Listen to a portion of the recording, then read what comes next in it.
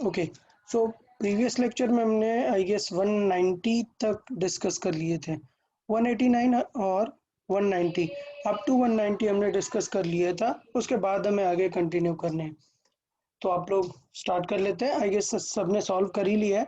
आगे के क्वेश्चन काफ़ी अच्छे हैं, कुछ कॉम्प्लिकेटेड भी हैं, बट वो सारी चीज़ें हम डिस्कस कर लेंगे जो भी हमारे कॉन्सेप्ट में यूज़ होने वाले हैं। फिर उसके बाद मैंने बात की कि वर्टिकल जो सर्कुलर मोशन है, वर्टिकल सर्कुलर मोशन में एनर्जी कॉन्सेप्ट आता है।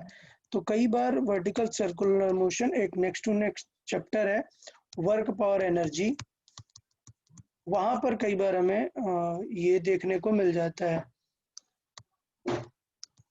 ओके, तो may be vertical circular motion के क्वेश्चंस इसमें ज़्यादा नहीं रहेंगे, थोड़े ही रहेंगे। तो वहां पे भी आपको कई बार देखने को इसके क्वेश्चंस मिल जाएंगे। चलिए स्टार्ट कर लेते हैं। तो फिर 190 टू 95 बताएं doubt. 190 190, okay, then till 95 any other? 92 92, Yes, sir, 92. okay, sir 94। okay, 92 and 94। चलिए डिस्कस कर लेते हैं।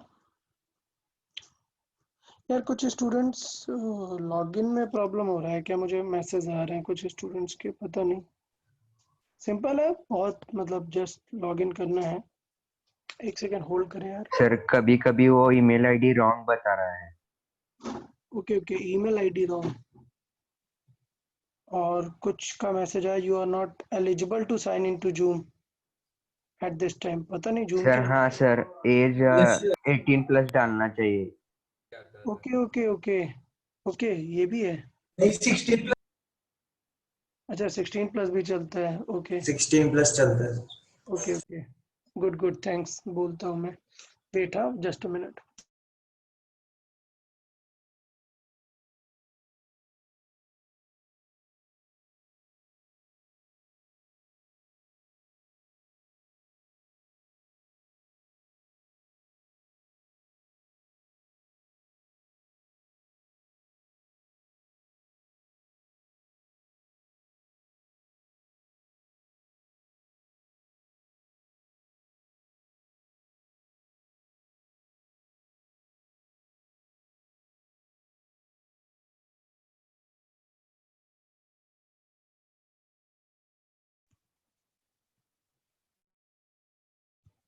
ओके, सो क्वेश्चन रीड कर लेते हैं। आई गेस सेटअप ये है कि एक कैपिटल एम मास का ऑब्जेक्ट है और ये स्मॉल एम मास का ऑब्जेक्ट है, और थ्रू अ स्ट्रिंग ये दोनों बैलेंस्ड हैं। अब सिचुएशन ये है कि ये जो टेबल है, what is the frequency with which M should be revolve, ये किस फ्रीक्वेंसी से एम रिवॉल्व होना चाहिए कि ये एम इसको, ग्रेविटी जो इसका है, इसको पुल नहीं कर ले। तो हमें पता है कि ये अगर एम जी से पुल करेगा तो इसे बचाएगा कौन? T, tension. टेंशन इस कैपिटल एम जी से बचाएगा हमें। तो स्ट्रिंग में टेंशन कितनी आ जाएगी? कैपिटल एम जी जितनी। ये सबको समझ में आया? स्ट्रिंग में टेंशन कितनी आ जाएगी? कैपिटल एम जी जितनी। Capital M G. अच्छा, हमें पता है कि घूमने में इसे एक तुरंत सेंट्रीफ्यूगल लगेगा, और उससे कौन बचा सकता है इसे? ये टी ही बचा सकता है। ठीक है, तो बहुत ही क्लियर हो गया कि इसको एक सेंट्रीफ्यूगल फोर्स लगेगा और उससे बचाएगा कौन? सेंट्रीफ्यूगल से बचाएगा टी। सो सेंट्रीफ्यूगल को जो बाहर लगेगा उसको बैलेंस करेगा टी। सेंट्रीफ्यूगल होता है इसका M we square by radius है इसका लेंथ एल, और टी जो है वो कैपिटल एम जी जितना है। अच्छा, अब हमें क्या चाहिए? हमें पूछा है फ्रीक्वेंसी। फ्रीक्वेंसी क्या होनी चाहिए? तो मैंने बताया कि फ्रीक्वेंसी दो टाइप की है। एक तो है एंगुलर फ्रीक्वेंसी, ओमेगा निकाल सकते हैं, या तो एक फ्रीक्वेंसी है एफ। ठीक, तो क्या इसने एंगुलर फ्रीक्वेंसी बोला है क्या? नहीं, नॉर्मल फ्रीक्वेंसी बोला है। तो नॉर्मल फ्रीक्वेंसी हम एफ से निकाल सकते हैं। अच्छा, फ्रीक्वेंसी कैसे निकालते हैं? मैंने डिफरेंट डिफरेंट मेथड्स आप लोगों को बताए हुए हैं फ्रीक्वेंसी के। डन, तो पहले देख लेते हैं ओमेगा से। ओमेगा कैसे निकाल सकते हैं? इस फॉर्मूले से हम वी निकालेंगे।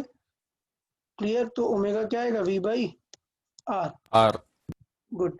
अगर हमें टाइम पीरियड चाहिए, टाइम, तो हम लिख सकते हैं 2 पाई बाई ओमेगा। क्लियर? अगर फ्रिक्वेंसी लिखना है तो ओमेगा को लिख सकते हैं क्या? 2 पाई इंटू 2 पाई भी, हाँ ठीक है, ये एंगुलर फ्रिक्वेंसी इसलिए। सो नॉर्मल फ्रिक्वेंसी आल से उसे हम 2 pi by sorry omega by 2 पाई ये लिख सकते हैं। ठीक, यहाँ से ये भी देख सकते हैं कि टाइम पीरियड का उल्टा होता है फ्रिक्वेंसी, फ्रिक्वेंसी होता है 1 अपॉन टाइम पीरियड। तो ये सारी चीज़ें हैं जो अलग अलग आपसे पूछी जा सकती हैं। हमारा टारगेट क्या है हम अभी देख लेते हैं। हमारा ओमेगा अगर दिया है तो हमें ये वाला फार्मूला यूज ही नहीं करना चाहिए। हमें क्या यूज करना चाहिए था, एम ओमेगा स्क्वायर आर वाला। ठीक है, सो वहां से ओमेगा कितना आ जाएगा, capital M G upon small M into L का रूट। और एफ हमने अभी देख लिया, एफ क्या है, omega by 2 pi. Done. So ये हो गया 1 अपॉन 2 पाई और ये root M G by M L. Okay,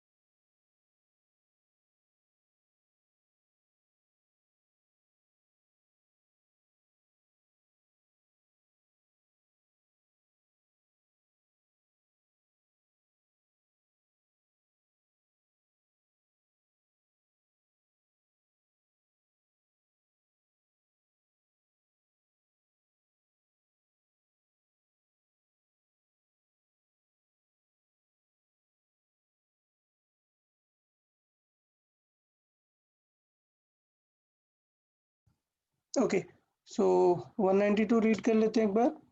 सो हमें पता है कि particle in a circular motion and it has a centripetal force like this. Okay, then the power delivered to the particle. तो हमें ऑलरेडी पता है कि पावर का जो हमारे पास फॉर्मूला है वो क्या है। ठीक है, तो पावर का हमारे पास फॉर्मूला पहले हमें देखना है कि यार पावर होता है F work into done upon time. ठीक है, वर्क डन अपॉन होता है टाइम और वर्क डन होता है force into displacement upon time. So ये जो डिस्प्लेसमेंट अपॉन टाइम है ये बन जाता है फोर्स इनटू वेलोसिटी। ठीक है, तो पावर के ये तीन फॉर्मूले अलग अलग हम यूज कर सकते हैं। अब देखते हैं हमें क्वेश्चन में क्या क्या पता है। तो हमें पता है यार ए सी की वैल्यू गिवन है। देखो ए सी की वैल्यू गिवन है, ये कुछ गिवन है K square sorry R into T square, ये हमें ए सी की वैल्यू गिवन है। तो यार हमें तो पता है ना कि कोई सी भी मोशन हो एसी का तो फॉर्मूला फिक्स होता है। क्या फॉर्मूला फिक्स होता है, V square by, M we square by R. तो यहाँ से हम क्या कर सकते हैं, कंपेयर कर सकते हैं कि इन केस हमें v चाहिए अगर तो हम यहाँ से v निकाल सकते हैं। तो यहाँ से देखें v क्या हो जाएगा, इसका मतलब sir acceleration V square by R होती है ना बस। हाँ सॉरी m नहीं होगा, only v square by R होगा। m से तो फोर्स बन जाता है, just v square by R होगा।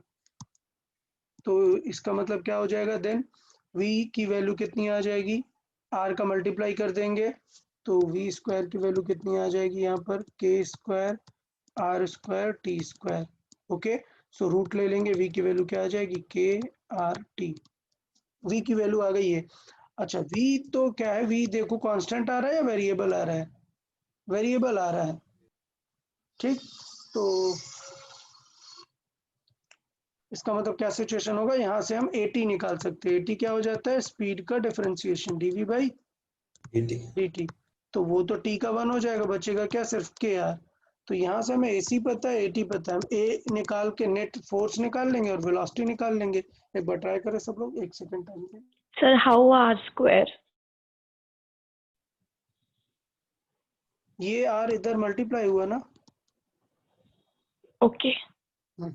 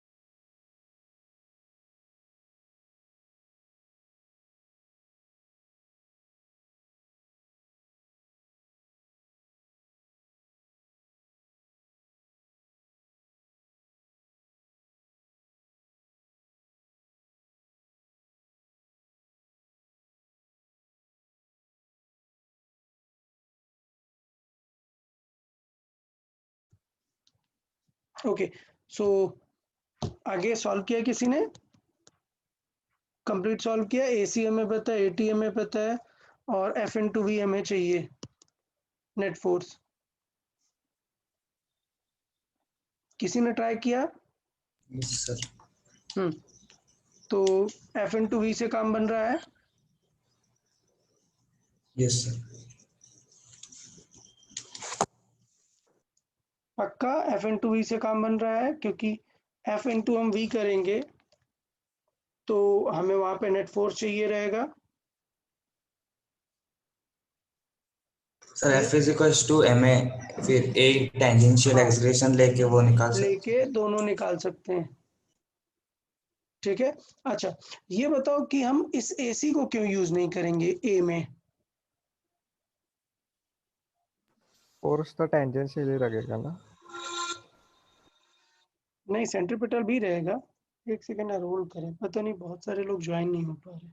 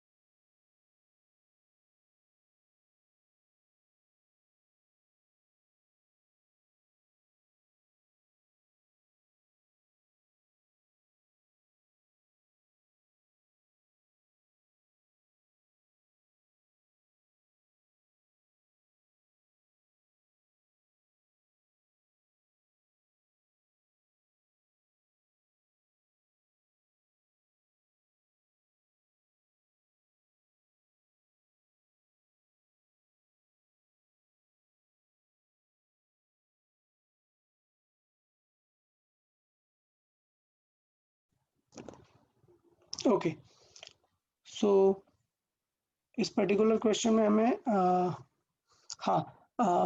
फोर्स जो था एफ इंटू वी में हमें सिर्फ ये वाला फोर्स क्यों यूज करना है, एसी को यूज क्यों नहीं करेंगे, ये बताना है आपको।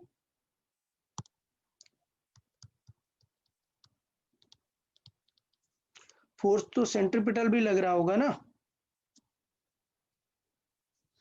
तो देखना है। बहुत ही इंपॉर्टेंट सेटअप आ गया यहाँ पे, बहुत ही इंपॉर्टेंट बात आई है। क्या? आप लोग देखिएगा, सपोज अगर मैं बात करूं किसी भी सर्कुलर मोशन में, तो इस तरफ वेलोसिटी होती है, दो टाइप के फोर्सेस लग सकते हैं। एक इस तरफ लगता है क्या, सेंट्रीपिटल या सेंट्रीफ्यूगल, और इस तरफ लगता है एटी, मतलब टेंजेंशियल फोर्स। क्लियर? ये दो फोर्सेस सबको समझ आए, एक टेंजेंशियल फोर्स लग सकता है और एक सेंट्रीपिटल फोर्स लग सकता है। अब आप देखो ये जो एक्चुअल अगर आप देखोगे यहाँ पर, तो एफ डॉट ये होता है डिस्प्लेसमेंट। याद है वी किसी को? Cos theta. आपने फॉर्मूला सुना होगा, F into D into cos theta आया यस करता है, याद है? तो इसका मतलब यहाँ पर भी एफ डॉट वी वेक्टर आता है, मतलब अगर रियल में देखो तो आता है F V cos theta. Theta क्या है? एफ और वी के 0। बीच में एंगल। सो इसका मतलब इफ थीटा अगर 90 डिग्री हो गया तो उसका वाला पावर डिलीवर्ड क्या आ जाएगा? 0। क्लियर? तो ये बहुत ही इंपॉर्टेंट पॉइंट है, क्या? कि power delivered by centrifugal force क्या आता है? 0। सो इसलिए हम एसी को यूज नहीं करते। समझ आया सबको? Yes sir. हाँ, तो ये एक अच्छा क्वेश्चन है, मैं नोट्स में लिखाना थोड़ा मिस हो गया, बट आप लोग ध्यान देंगे। Power delivered by work power energy में मैं एक्सप्लेन करता हूँ इस चीज को, बट अभी आप लोग डायरेक्टली, आपको पता है क्लास 9th में ये फॉर्मूला बताया जाता है, F into D into cos theta. तो वहां से हम जान सकते हैं। So power delivered by centrifugal force वो क्या होता है, 0 होता है। तो इसलिए पावर के लिए हम सिर्फ क्या यूज करेंगे, F T tangential into V use करेंगे। सो एफ टी के लिए M into A T into V use करेंगे, और ए टी अभी हमने देखा, ए टी क्या है, के इंटू आर इंटू वी कितना है, के आर टी। ओके, तो इस तरीके से हमारा कैलकुलेशन हो जाएगा 192। ओके, सबको समझ आया पॉइंट, यस सर। कि हम एफ सी यूज नहीं करेंगे, सिर्फ एफ टी यूज करेंगे। गुड। 94 देख लेते हैं, रीड करते हैं। A toy car tied to end of an unstretched string length L. When revolved, the toy cart move in a horizontal circle of radius 2L and the time period is T. If it is speeded until it moves in a horizontal circle of 3L with the period T1, the relation in T and T1. Hooke's law is obeyed. तो पहले तो मैं simple सा statement पूछूंगा, Hooke's law में क्या होता है, क्या एग्जैक्टली हुक्स लॉ में एक्सप्लेन किया गया। हुक्स लॉ के अकॉर्डिंग क्या पॉइंट था, वो टेंशन बढ़ेगा तो फोर्स भी बढ़ेगा। एग्जैक्टली, टेंशन बढ़ेगा तो फोर्स भी बढ़ेगा। और एक्सटेंशन किसका होगा, एक्सटेंशन कितना होगा हुक्स लॉ में, हुक्स लॉ में हमने बताया कि जितना ज्यादा टेंशन बढ़ रहा है उतना ही ज्यादा एलोंगेशन होगा। ठीक है, सो इसका मतलब उसमें पॉइंट ये रहता है that force is proportional to change in length.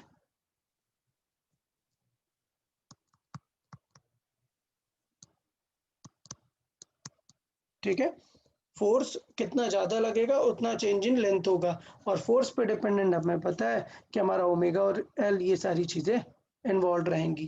Clear, तो हुक्स लॉ समझ में आया। एक्चुअली हुक्स लॉ कैसे लिखते हैं, एक्चुअल हुक्स लॉ है stress proportional proportional to to, strain. But stress और स्ट्रेन को हम कैसे रिलेट कर सकते हैं, स्ट्रेस को रिलेट कर सकते हैं फोर्स लगा के, और स्ट्रेन मतलब चेंज इन elongation. इलॉन्गेशन।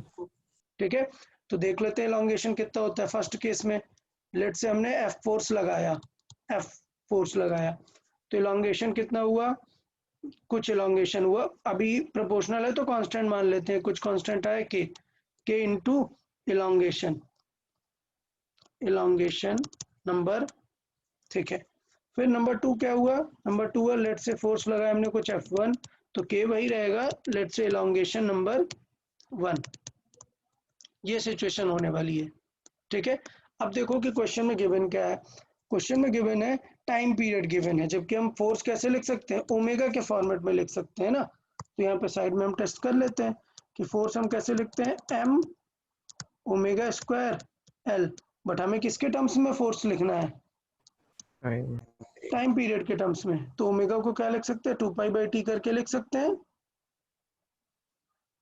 ठीक है, Yes. ओके, तो इसका मतलब एफ को हम कैसे लिख सकते हैं, एम 2π का स्क्वायर मतलब 4π square upon T square. Constant की कोई टेंशन नहीं है, इसका मतलब ये है कि एफ आने वाला है किस टाइप पे, एफ आएगा 4π square M L upon T square. Clear, तो बेसिकली फोर्स टी स्क्वायर के इनवर्स प्रोपोर्शनल में आने वाला है। डन, अब दोनों केसेस में रख देते हैं। केस नंबर 1 फर्स्ट केस में बताओ, फर्स्ट केस में इलॉन्गेशन कितना हुआ, एल जितना। इलॉन्गेशन 2, पहले एल था और 2L हो गया, तो elongation 2L minus L, L. तो कितना आ गया एल। अभी L। सॉल्व कर देंगे, एफ का पूरा फॉर्मूला रख दें, मतलब वैसे इतना रिक्वायर्ड नहीं है बट मैं पूरा करके कर देता हूँ आपको। M into l upon T square is equal to कितना आ जाएगा, के इंटू इलॉन्गेशन कितना हुआ है, सिर्फ एल का। दूसरे केस में इलॉन्गेशन कितना हुआ है, अभी लेंथ कितनी हो गई है 3L, पहले कितनी थी 12. L, L. तो हाँ. इलॉन्गेशन कितना हो गया 2L का। 2L। डन, और अभी फोर्स देख लेते हैं, फोर्स कितना हो जाएगा, फोर्स हो जाएगा यही हमारा 4 pi square m into L by T1 का स्क्वायर इंटू के इंटू 2L। डन। कोई डाउट किसी को इसमें? अब इसमें एक मिसिंग है, एक गलती हो रही है। बताओ क्या गलती हो रही है हमसे इस L को लिखने में? ये L क्या है? ये तो उस समय के सेंट्रीपिटल फोर्स का लेंथ है ना। तो अभी लेंथ कितनी है जब हम ये इक्वेशन सॉल्व कर रहे हैं? तब लेंथ कितनी है इस इक्वेशन के अकॉर्डिंग? L है क्या? L plus L small L। 2L है। नहीं, स्मॉल L नहीं, वो जो स्मॉल L चेंज है वो तो वही है, L ही है। तो बेसिकली जो नया टाइम है वो किस सर्किल में है? 2L में है अभी। और अभी यहाँ पर कितना L में घूम रहा है वो? रियल 3L में घूम रहा है। तो ये हमारी पूरी सॉल्विंग हो गई। अभी सारा कुछ कैंसिल आउट हो जाएगा। रेशियो अगर हमें चाहिए क्या, T1 बाई टी चाहिए ना। ओके, तो इसका मतलब 1 डिवाइडेड बाई 2 कर दिया हमने। सो 1 डिवाइडेड बाई 2 करेंगे तो 2 ऊपर है एक्स्ट्रा, 3 नीचे है, ये हो गया टी स्क्वायर। और क्या सिचुएशन है, इधर आएगा 1/2। ये आ गया हमारा फाइनल आंसर। डन। तो देख लेंगे, स्क्वायर रूट ले लेंगे तो कितना आ जाएगा यहाँ से T1/T का रेशियो √3/4। सो 4 से तो बाहर आ जाएगा 2। ओके, तो ये पॉइंट समझ में आया सबको कैसे यूज कर सकते हैं हुक्स लॉ का? इसमें मेन यस हमारा सर। फॉर्मूला है force proportional to change in length और इलांगेशन। सो बस हमें वो देखना है कि क्वेश्चन में इलांगेट कितना हुआ है, उसके अकॉर्डिंग उस सर्कल में फोर्स कितना लगेगा। डन।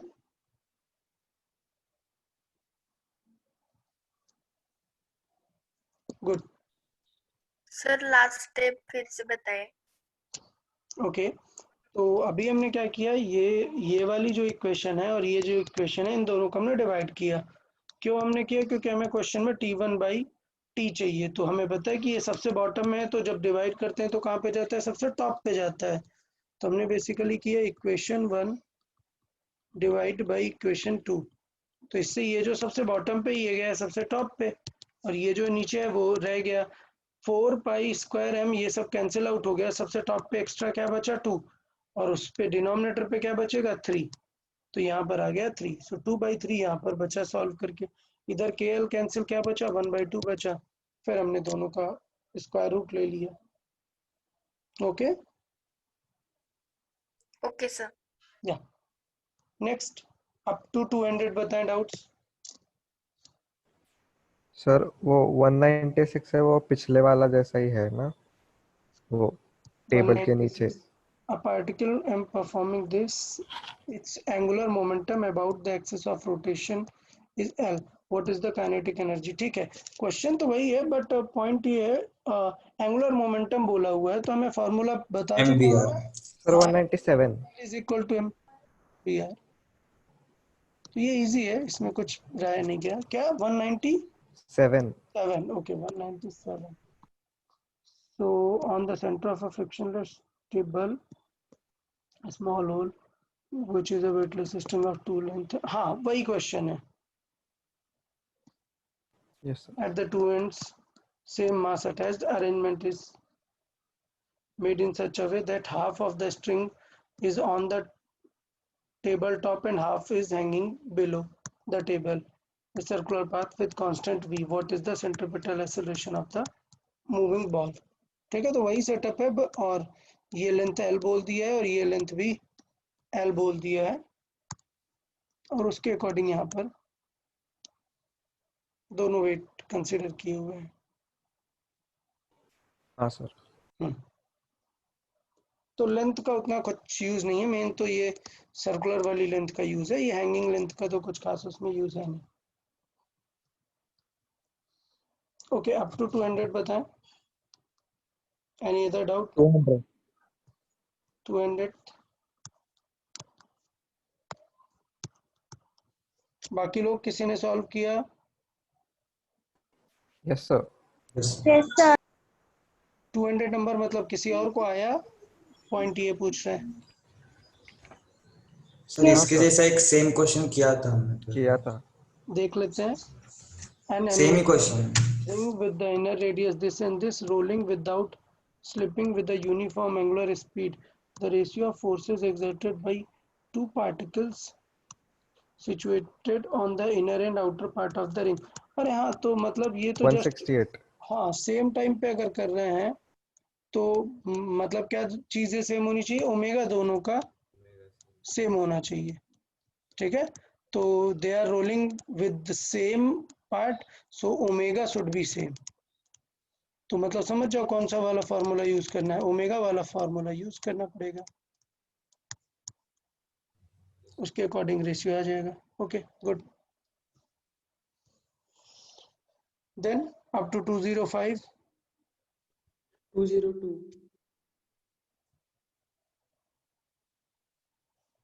202 any other till 205 204 204 204। चले ठीक है, देख लेते हैं।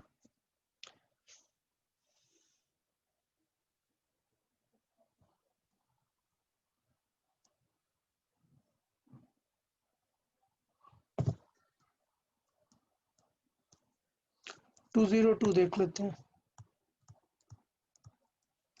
So a train of mass this kg rounds a curve of radius this at a speed of this if the track is not banked then the thrust on the outer rail of the track is.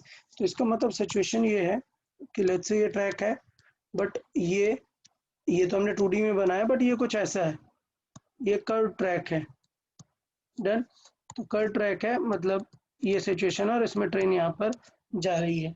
तो हमें पता है कि point ये है अगर ये यहाँ पर कोई भी ऑब्जेक्ट है और वो कर्व पे ले रहा है तो हमें पता है कि इसके ऊपर क्या लगेगा, एक सेंट्रीफ्यूगल। सेंट्रीफ्यूगल लगेगा। ठीक है, तो मैंने बताया था कि अगर सेंट्रीफ्यूगल लगेगा तो ऐसे ओवरटर्न करने का ट्राई करेगा ना, तो मतलब ये जो आउटर ट्रैक है इस पर एक एक्स्ट्रा फील होगा ना फोर्स का, और इनर वाले पे कम होने लगेगा। तो क्वेश्चन समझ में आया कि पूछना क्या चाह रहा है,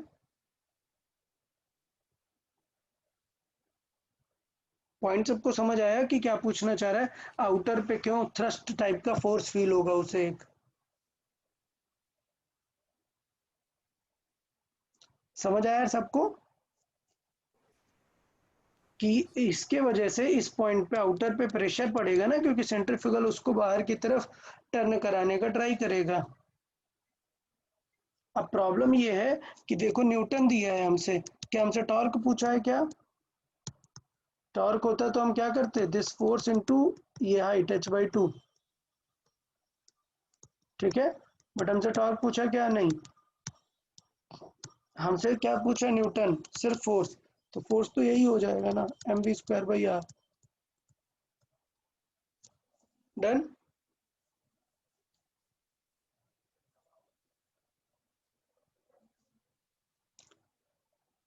क्लियर है सबको?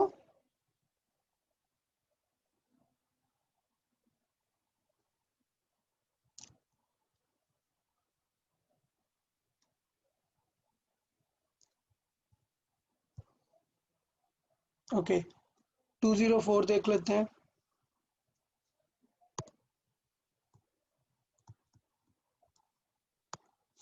टू जीरो फोर रीड करते हैं। What is the angle of banking of a railway track of radius curvature this if the maximum velocity of train is this? तो अरे ये पता है ना, सेफ वेलोसिटी v सेफ जो है, पहले तो हमें इसे कन्वर्ट कर लेना है क्योंकि ये किलोमीटर पर आवर में है, 90 किलोमीटर पर आवर है।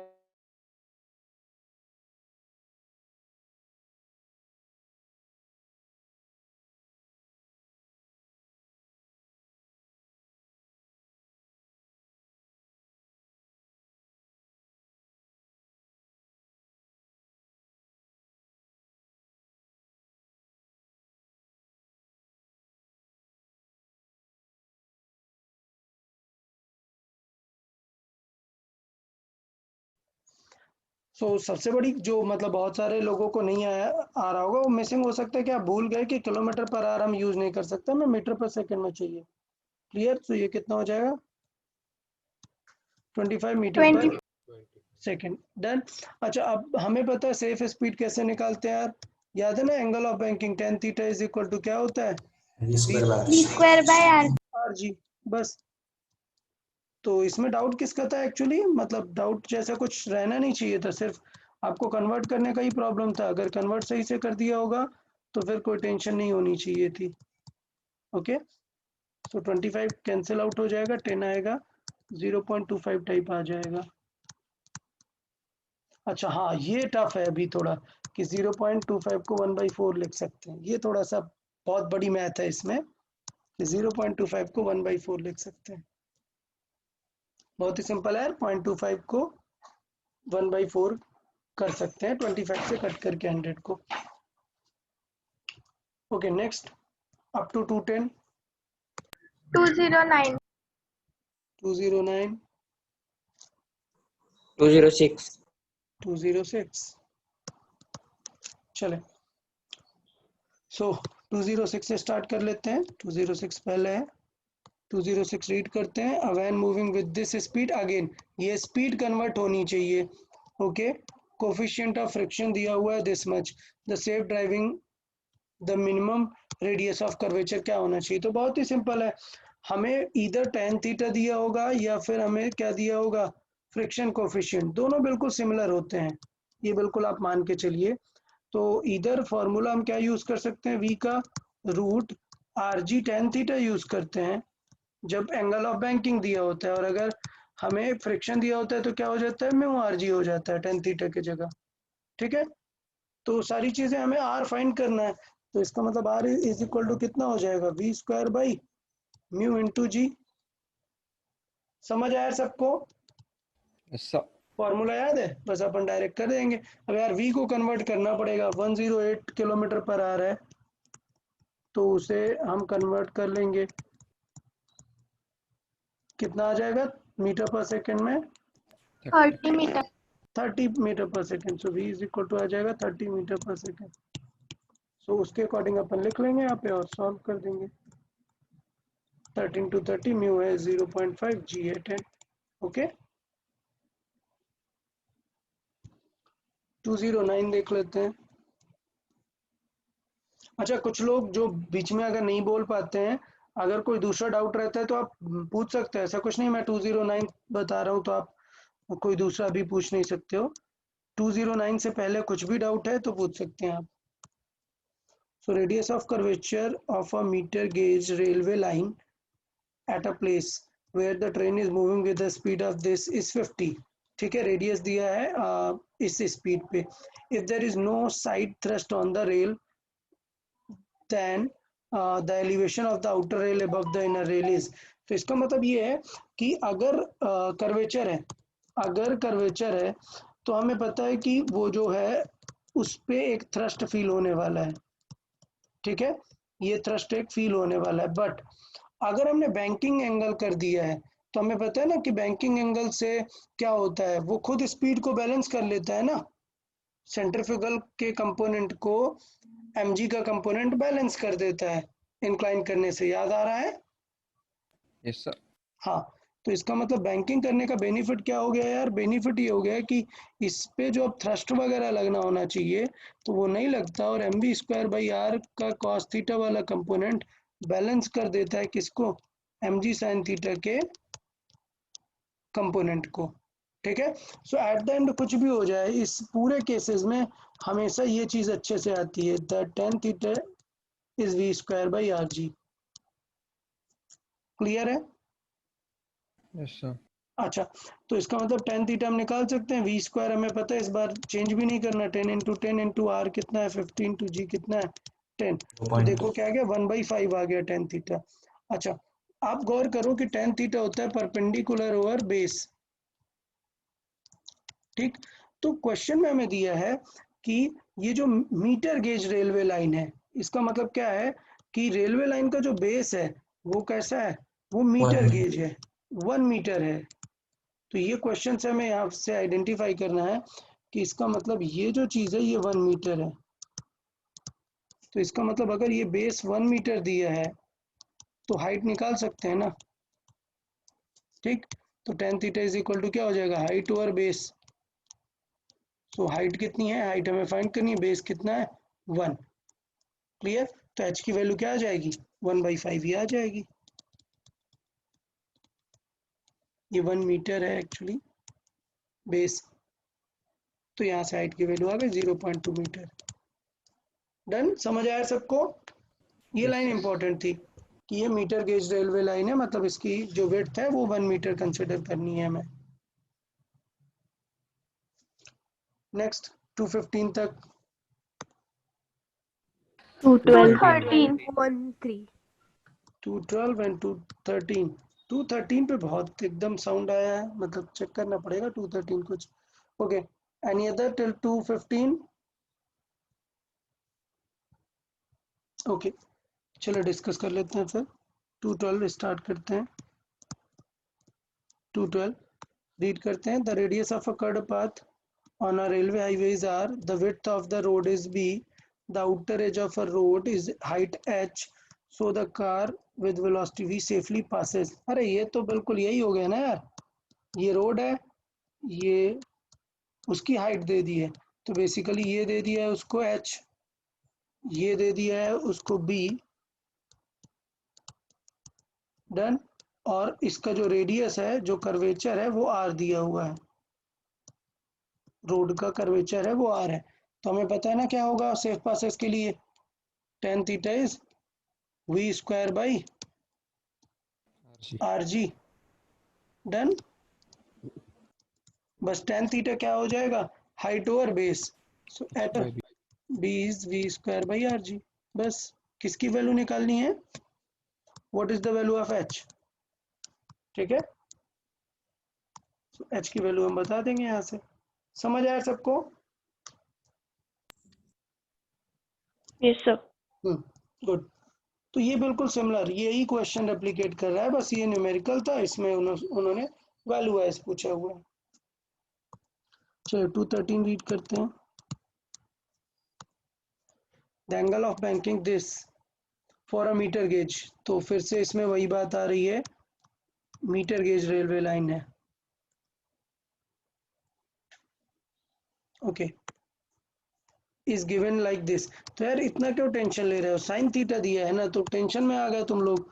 Sign theta, theta is equal to sine inverse है, इसका मतलब साइन इस तरफ लाएंगे, साइन थीटा इज 1/20, तो बेटा साइन थीटा 1/20 है, तो टेन थीटा निकाल सकते हो ना। साइन थीटा 1/20 है, इसका मतलब ये 1 है, ये रेशियो 20 है, तो ये कितना हो जाएगा, ये तो मतलब बहुत कम हो रहा है, मतलब ये ऑलमोस्ट आएगा ना √199। 200 का स्क्वायर कितना होगा 400, 400 में 1 माइनस करेंगे तो √399, मतलब थीटा क्या है, बहुत ही स्मॉल है, थीटा क्या है, वेरी स्मॉल। आप समझ रहे हो कि कुछ भी चेंजेस नहीं हो रहे हैं। आप लोग को पॉइंट समझ में आया कि थीटा क्या है, बहुत ही स्मॉल है।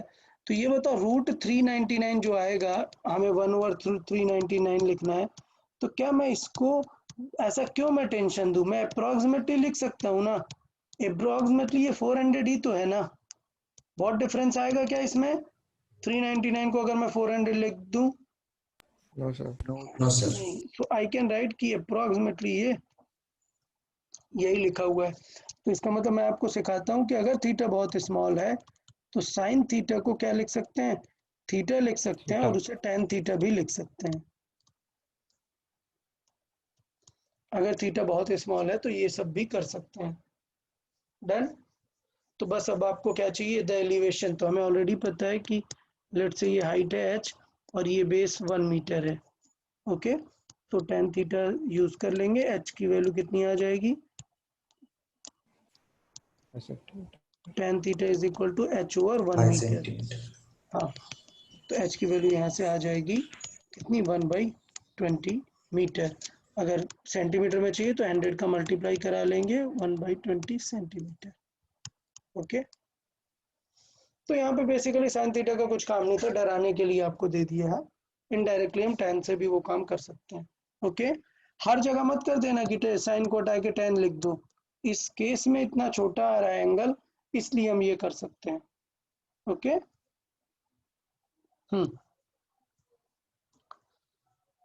ओके, सो आफ्टर 215 बताएं, up to 220। 216. 216, okay. Any other up to 220?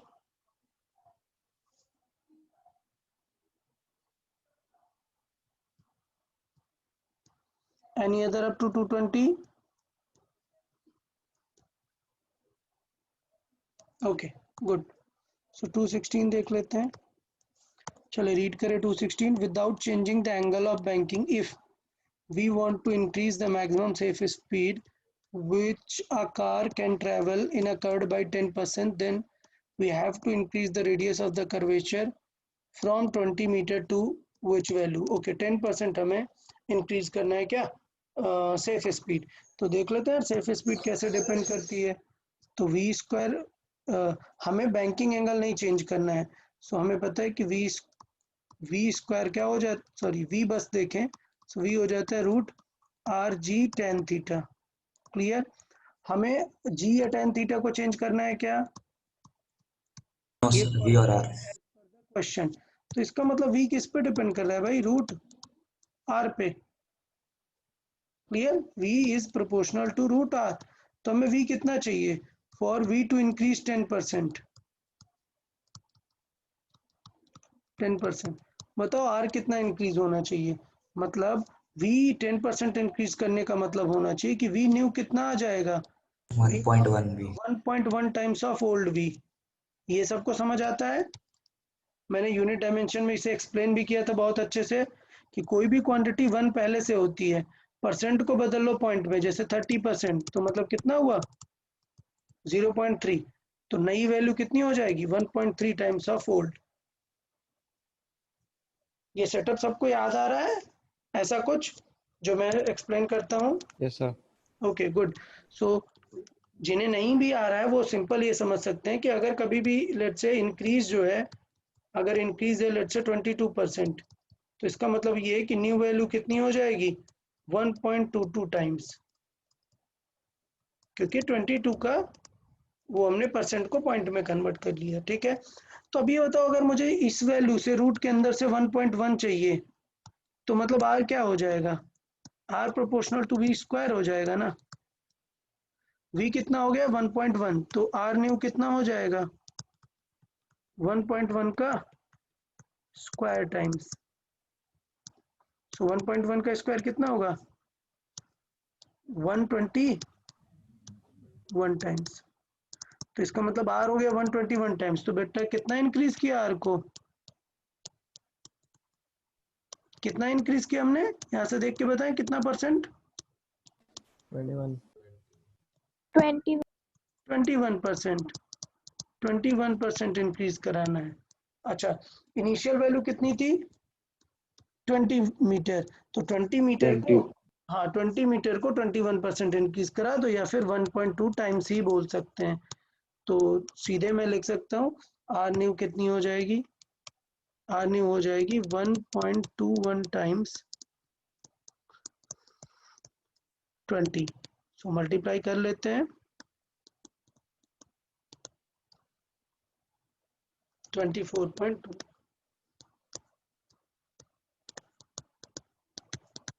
Clear, समझ आया सबको? Yes sir. हाँ, तो ये थोड़ा सा हमने ऐसा इंक्रीज वगैरह यूनिट डायमेंशन वाले चैप्टर में भी बात की थी कि परसेंटेज इंक्रीज और इन सारी चीज़ों को कैसे हैंडल करना है, बेटर रहता है। चले, सो आफ्टर 220 225 तक बताएं। 224. 224 23. 23। ओके, चले देख लेते हैं 223 से स्टार्ट करते हैं। A body of mass m slides from the rest down the surface with this highest point a. What is the velocity when it reaches the bottom? Okay तो इसका मतलब ये है कि यहाँ पर कोई एक ऑब्जेक्ट है जो कि स्लाइड कर रहा है और अभी इसकी स्पीड इनिशियली u0 है और जब ये बॉटम तक पहुंचेगा तो इसकी स्पीड कितनी हो जाएगी, हमें ये बताना है। क्लियर? तो क्वेश्चन सबको समझ आ गया कि क्या होगा? अच्छा, इन रियल तो कांटेक्ट लूज हो जाता है, याद है ना? किसी को याद है एग्जैक्ट एंगल किस एंगल पे लूज हो जाएगा? जहाँ पे n0 हो जाएगा। हाँ, वैल्यू याद है cos थीटा कितनी? e² नहीं, वैल्यू कितनी आती है एग्जैक्ट? बोला था, याद रख सकते हो। 2/3 2/3। चले, बट इसमें कुछ बोल रहा है क्या कि वो गिर रहा है, नहीं गिर रहा है? नहीं बोल रहा है, it reaches at the bottom. तो इसका मतलब पूरा बॉटम तक पहुंचने वाला है, तो इसका मतलब क्या होगा कि loss in potential gain kinetic. तो बस ये तो मतलब सिंपल ही है, कुछ पॉइंट बचा ही नहीं उसमें। एम जी एच मतलब क्या है यहाँ पर हाफ आर, और यहाँ पर है half m we square, initial वाला तो 0 है। ओके, काइनेटिक एनर्जी इनिशियल तो 0 है। So v is equal to कितना होगा, √2 GR। कुछ था ही नहीं इसमें खास। ओके चले 224 देख लेते हैं। चले रीड करते हैं। A conical pendulum when the bomb moves in a horizontal circle of r with the speed this, length this, semi vertical angle theta, tension in the string। तो यार ये तो सारा सिखाया है वैसे कॉनिकल पेंडुलम पूरा आप लोग को, कि अगर उसका लेंथ l है बट वो किसी हॉरिजॉन्टल सर्किल में अगर घूम रहा है तो देखें, पहले वो थ्रेड था यहाँ पर बट अभी वो हॉरिजॉन्टल सर्किल में घूम रहा है, तो एक चीज तो फिक्स रहेगी, ये लेंथ रहेगी l। क्वेश्चन में गिवन है कि जो हॉरिजॉन्टल सर्किल है उसकी रेडियस है स्मॉल r, तो ये रेडियस हमने देख ली। सेमी वर्टिकल एंगल मतलब ये हाफ वाला, ये दिया है थीटा, इसका मतलब थीटा कहाँ से देखेंगे हम, वर्टिकल से देखेंगे, ये दिया है इसका मतलब थीटा। यहाँ तक क्वेश्चन सबको समझ आया? किसी को क्वेश्चन में कोई डाउट हो तो बता दो यार अब भी। ओके, अब देख लो यार, सिखाया है ना, अगर पार्टिकल ऐसे है, टेंशन ऐसे है, थीटा कहाँ से दिया है, यहाँ से दिया है। E cos theta is equals to mg। Good, तो ये अपन का mg लगेगा। एक और फोर्स जो मिस हो रहा है, कौन सा? m omega sin theta is equal to m omega हाँ, square। बताओ इस क्वेश्चन में ओमेगा दिया है क्या? नो सर, क्या दिया है? No we. सर, तो फिर कौन सा लिखना v चाहिए हमें फार्मूला?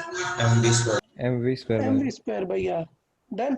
अब बस बैलेंस करके टी फाइंड कर दो यार। तो टी मैंने बताया भी था कि अभी टी कॉस थीटा बैलेंस करेगा एम जी को, और टी साइन थीटा बैलेंस करेगा किसे, m we square by r को। और बताया मैंने कि दोनों का हम क्या ले सकते हैं, रिजल्टेंट ले सकते हैं। तो टी क्या हो जाएगा, रूट ऑफ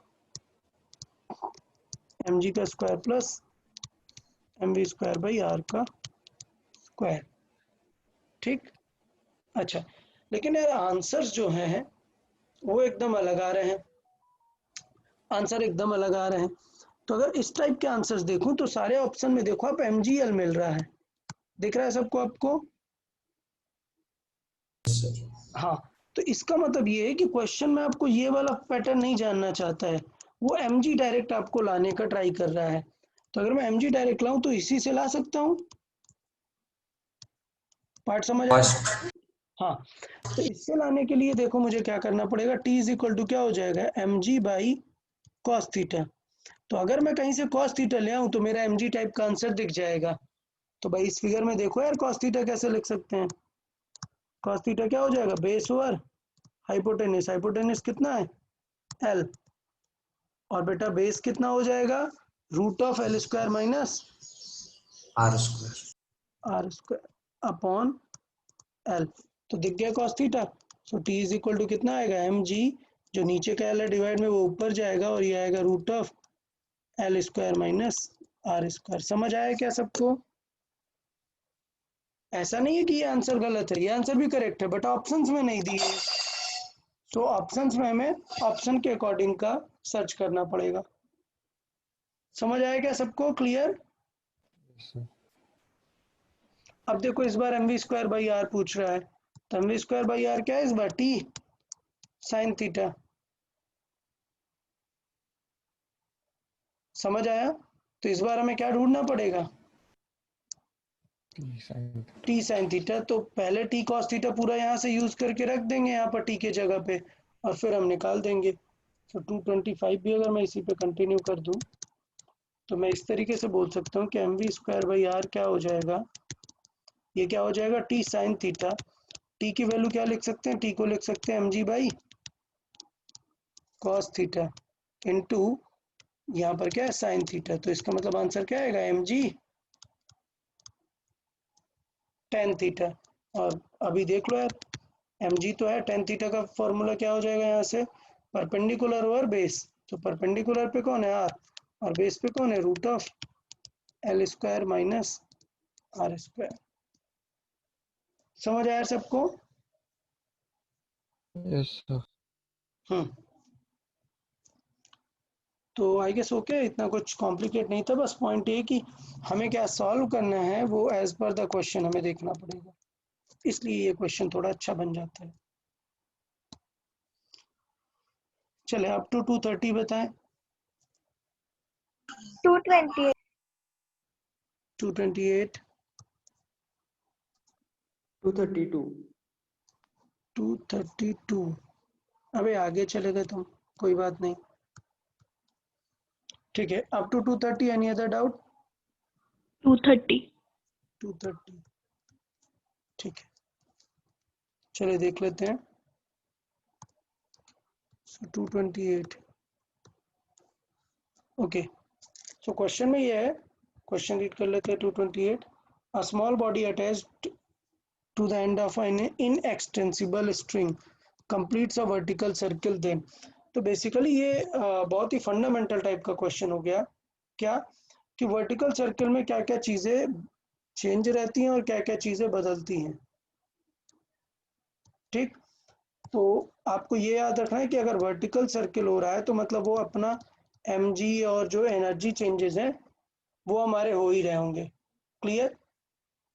एनर्जी चेंजेस का सबको क्लियर है कि एनर्जी चेंजेस हमारे हो रहे होंगे। तो रीड करते हैं। ऐसे क्वेश्चन में ऑप्शन वाइज ही हम आंसर कर सकते हैं, मतलब ऐसा खुद से नहीं बोल सकते कि क्या क्या रहेगा, आंसर वाइज ही बोल देंगे। तो पहला पढ़ते हैं, एंगुलर वेलोसिटी रिमेन्स कांस्टेंट। बताओ ओमेगा कांस्टेंट रहेगा क्या? Omega constant. बताओ वी कांस्टेंट रहता है क्या? नो तो बेटा जब वी कांस्टेंट नहीं रहता तो ओमेगा कैसे कांस्टेंट रहेगा? चलो पहला ऑप्शन गया। दूसरा, एंगुलर मोमेंटम रिमेन्स कांस्टेंट। भाई बताओ एंगुलर मोमेंटम का फॉर्मूला?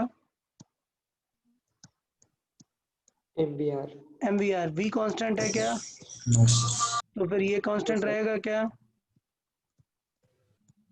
अच्छा, टोटल मैकेनिकल एनर्जी। तो टोटल एनर्जी बताते हैं हम, ई टोटल होता है potential energy plus kinetic kinetic energy energy. दोनों अलग अलग तो बदलती हैं लेकिन टोटल क्या रहती हैं? कांस्टेंट। कांस्टेंट रहती है, क्योंकि एक का लॉस दूसरे को गेन करता है। तो टोटल एनर्जी कांस्टेंट रहती है। फिर बात आता है लीनियर मोमेंटम, वो होता है m/v, तो वो भी कांस्टेंट नहीं है। समझ आया? Okay good. नेक्स्ट देख लेते हैं 230। चलिए 230 रीड कर लेते हैं। A can filled with water revolved in a vertical circle of radius. This water does not fall. The time period of revolution is approximately। तो यार ये तो मैंने सिखाया था ना कि वाटरफॉल या कोई भी चीज़ है, कोई भी ऑब्जेक्ट में अगर हम उसे वर्टिकल सर्कल में घुमा रहे हैं तो इसका मतलब सिचुएशन ये होगी कि वो जो उसका लिक्विड है या कोई भी पार्ट है वो नीचे गिरने का ट्राई करेगा। तो वो बेसिकली mg नीचे गिराएगा। हमें क्या बैलेंस कराना है? सेंट्रीफ्यूगल को उससे बैलेंस करा देना है। क्लियर? तो मतलब हमें v कितना होना चाहिए अगर हम सॉल्व करें तो बैलेंस हमें करना है mv स्क्वायर बाई आर को किससे? mg से बैलेंस करते हैं। सो बेसिकली v आ जाता है कितना, रूट आर जी। और ये मैंने बताया था कि हम खुद घुमा रहे हैं तो हम कंटिन्यूस इस स्पीड से घुमा सकते हैं। तो मैंने ये चीज़ें बात की थी आपसे। तो टाइम पीरियड कितना हो जाता है, distance that is 2πr upon speed. Clear? या फिर ये जो v बाई आर है इसे क्या लिख सकते हैं, ओमेगा भी लिख सकते हैं। तो आपको जैसे सही लगे आप वैसे अप्रोच कर सकते हैं। तो 2π इंटू रेडियस कितनी है 4 मीटर अपॉन v कितनी है root r g, root 4 into 10। Solve करके अप्रोक्सीमेट वैल्यू लिख सकते हैं यहाँ पे। अच्छा, पाई स्क्वायर दिया हुआ है इन्होंने, पाई स्क्वायर की वैल्यू यूज करने के लिए। हमारे सॉल्विंग में पाई स्क्वायर यूज हुआ क्या कहीं? सर जी की वैल्यू हम पाई स्क्वायर लिख सकते हैं। पाई को ओके रूट ओके, 10 लिख सकते। या ठीक है ठीक है। जी की वैल्यू पाई स्क्वायर लिख देना है।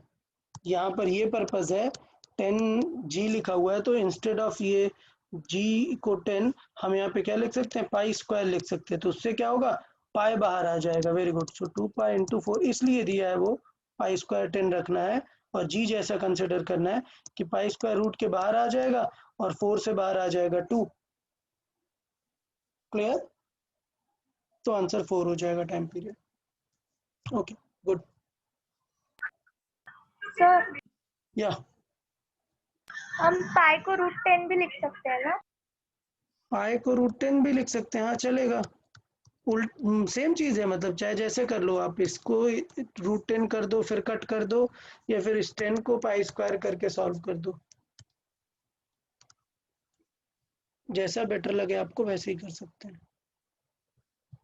ओके नेक्स्ट, अप टू 235 बताएं। 231। 231 भी, 232 भी किसी ने बोला है, ठीक है। ओके 231 देख लेते हैं। So a body allowed to slide down a frictionless inclined track under gravity from the height this. The track ends in a circular loop of diameter d. The body just able to complete the vertical circle. Then the diameter is. तो मतलब situation ये है कि ये setup दिया हुआ है और याद है ये वाला मैंने क्वेश्चन आपको करा दिया है, याद आ रहा है? Yes sir. Yes, So sir. ये 10 सेंटीमीटर हाइट पे है और ये कुछ डायमीटर है। हमें पता है अगर वर्टिकल सर्कल कंप्लीट करना है तो यहाँ पे फाइनली टॉप पे स्पीड कितनी होनी चाहिए इसको, यहाँ पे रूट बॉटम जी पे, और रूट बॉटम पे 5 कितनी होनी चाहिए, रूट 5g/r। तो इसका मतलब क्या होगा, क्या बैलेंस करेंगे, that mgh must balance half m into v square that is 5g/r। Clear? तो यहाँ से r की वैल्यू आ जाएगी और r आ गया तो डबल कर देंगे, डायमीटर आ जाएगा। क्लियर है 231? कोई doubt? No sir. Okay good. 32 देखते हैं। A body of mass m kept on the top of a smooth hemisphere radius 5 allowed to slide surface. It leaves the hemisphere when speed is this. What is the angle made at that instant? Very good यार, ये 232 बहुत अच्छा question है। I expected कि कुछ लोगों ने solve कर लिया होगा। कितने लोगों ने सॉल्व किया क्या 232? Yes sir. Yes, sir. Sir. Okay very good यार, वेरी गुड, बहुत ही अच्छे। सो सिचुएशन ये है कि एनर्जी कंजर्वेशन लगाना तो है, बट अच्छी बात है कि इस बार उसने हमें दे दिया है कि यहाँ पर जब वो लीव कर रहा है तब उसके पास v कितनी है। तो v उसके पास कितनी है, 5 मीटर पर सेकंड आ गई है। तो बेसिकली मुझे नॉर्मल रिएक्शन से कुछ खास मतलब ही नहीं है, हम तो डायरेक्ट एनर्जी कंजर्वेशन लगा सकते हैं ना, कि यार यहाँ से यहाँ तक आके कितनी स्पीड वो गेन कर लेगा। डन। अच्छा एंगल कहाँ से पूछा है, what is the angle made by radial vector with vertical, मतलब ये थीटा पूछा है। डन। अगर ये थीटा आया तो बताओ h कितना आ जाएगा, mgh यू से हाफ mv स्क्वायर प्रोवाइड करेगा और h कितना आ जाएगा, ये कितना आएगा, अगर ये वाला r है तो ये r cos थीटा हो जाएगा ना। तो h कितना आ जाएगा बताएं। R minus R minus R R minus cos। R cos theta. Okay good. तो इसका मतलब ये दिख रहा है यहाँ से कि ये हो जाएगा mg r r minus cos theta, और ये है हाफ एम वी स्क्वायर। बस v की वैल्यू रख दो, सब सॉल्व कर दो, कॉस थीटा आ जाएगा यहाँ से। डन। अच्छा क्वेश्चन है, बट डायरेक्टली हमें यूज कर लेना है, उतना कुछ उसमें है नहीं। 3/4 आता है इससे वैल्यू आई थिंक। 3/4 आता है क्या? रुको देख लेते हैं। सो m तो कैंसिल आउट हो गया और 2 इधर मल्टीप्लाई हो जाएगा, सो ये हो जाएगा 2 इंटू 10 इंटू रेडियस कितनी है 5 आएगा 1 minus cos theta is equal to v square, 5 का स्क्वायर हमें यहाँ पे करना है, सो 25। तो 5 से एक 5 कैंसिल, 5 से एक 5 2, सो 1 माइनस कॉस थीटा कितना आ जाएगा, 4 इधर है, ये 1/4 आ जाएगा, सो कॉस थीटा कितना आ जाएगा 3/4। ओके, तो हमें क्या देखना है, एंगल क्या होगा ना, कॉस थीटा 3/4 है, तो 3/4 किसी का नहीं एंगल आता। हो सकता है क्या? नहीं हो सकता है, तो इसे पॉइंट में कन्वर्ट कर लेते हैं फिर। 3/4 मतलब कितना आएगा 0.75। क्लियर। अच्छा, cos 30 डिग्री बताओ, सबसे छोटा एंगल। cos 30 डिग्री की वैल्यू कितनी होती है? √3/2 √3/2। इसकी वैल्यू सॉल्व करो, कितनी आती है 1.73/2, सो 0.8। क्लियर। 8 16 6 12 6। ओके, cos 45 बताएं। 1/√2 1/√2 की वैल्यू कितनी होती है 0.707। अच्छा, तो बताओ हमारा एंगल कहाँ पे पड़ रहा है, दिख रहा है? आंसर क्या होना चाहिए हमारा?